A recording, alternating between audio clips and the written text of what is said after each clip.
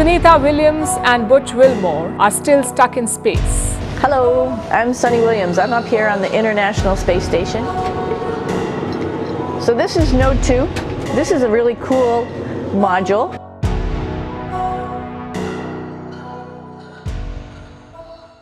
Sunitha Williams and Butch Wilmore స్పేస్లో ఇరుక్కుపోయారు. పూర్తి కథనం తెలుసుకునే ముందు మేకింగ్ సెన్స్ తెలుగు ఛానల్కి కొత్తగా వచ్చినట్టయితే ఖచ్చితంగా సబ్స్క్రైబ్ చేసుకోవడం మర్చిపోకండి.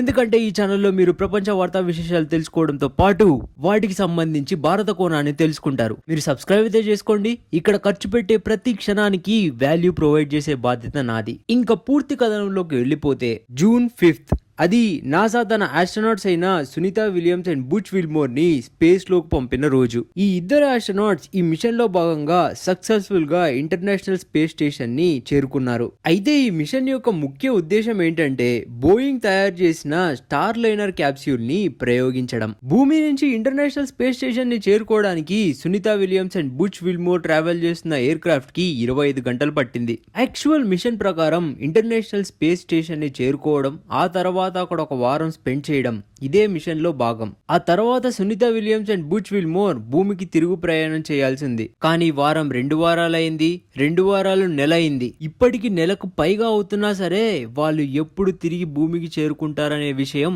ఎవ్వరికీ క్లారిటీ లేదు. నాసా బోయింగ్ తో కలిసి రీసెంట్ గా ప్రెస్ కాన్ఫరెన్స్ చేపట్టింది. ఈ మిషన్ కి సంబంధించి క్వశ్చన్స్ ని అడ్రస్ చేస్తూ హానెస్ట్ ఆన్సర్స్ ఇవ్వకుండా బుకాయించడం మొదలు పెట్టారు.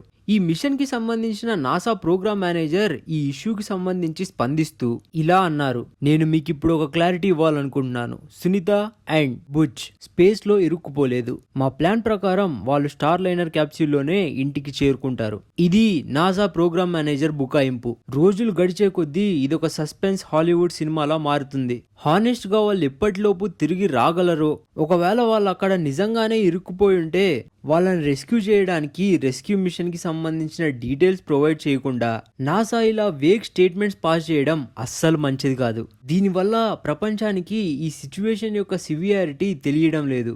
ఇప్పటి వరకు మన దగ్గర ఉన్న ఇన్ఫర్మేషన్ ప్రకారం స్టార్ లైనర్ క్యాప్సూల్ కి 28 జెట్స్ ఉన్నాయి. అయితే ఈ ప్రయాణం జరిగేటప్పుడు ఒక 5 జెట్లు ఆడ్ గా బిహేవ్ చేసాయంట. నాసా అండ్ బోయింగ్ కి సంబంధించిన ఇంజనీర్స్ థ్రస్టర్స్ ని స్టడీ చేస్తున్నారంట. వాళ్ళు తెలియజేసిన దాని ప్రకారం 5 జెట్లలో 4 జెట్లు ఇప్పుడు బానే పనిచేస్తున్నాయి అంటున్నారు. ఇంకా మిగిలింది తిరుగు ప్రయాణంలో వాడరంట. కానీ వాళ్ళకి ఇప్పటికీ ఈ సమస్య అసలు ఎందుకు ఉత్పన్నమైందన్న దాని గురించి క్లారిటీ లేదు. సో వాళ్ళు ఇంకా వాళ్ళ టెస్ట్లని కొనసాగిస్తున్నారు. ఇదిలా ఉండగా నాసా మరియు బోయింగ్ ఎటువంటి ఎమర్జెన్సీ కండిషన్స్ లో అయినా సరే ఆస్ట్రోనాట్స్ ని ఇంటికి తీసుకొచ్చే బాధ్యత మాది అంటున్నారు. వాళ్ళు చెప్తుంది ఏంటంటే స్టార్ లైనర్ క్యాప్సూల్ ని మరింత పరీక్షించడానికే స్పేస్ లో ఉంచామంటున్నారు.